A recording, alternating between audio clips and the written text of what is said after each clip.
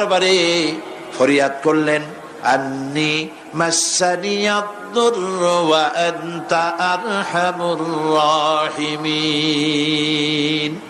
আয় আল্লাহ, আমি অসুস্থ হয়ে পড়েছি, আমি রোগাক্রান্ত হয়েছি, আর তোমার নাম রহমান রহিম, তুমি আমাকে রোগমুক্ত করো। হযরত আইয়ুব আলাইহিস সালাম আল্লাহর দরবারে ফরিয়াদ করলেন, রব্বুল আলামিন, সারা শরীরে পোকায় জর্জরিত হয়ে গেছে, এখন আমার জিহ্বায় পোকা ধরেছে, মাবুদ গো, আমি তোমার কাছে ফরিয়াদ করি, আমার জিহ্বায় পোকা দিও না, কারণ জিহ্বাটাও যদি নষ্ট হয়ে যায় তাহলে তোমার মতো আল্লাহর জিকির আমি কি দিয়া করব।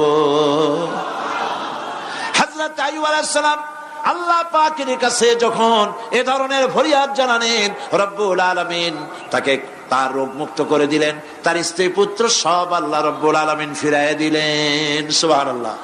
সুতরাং মুমিন ব্যক্তি, কোরআন শরীফে সব আছে, কোরআনের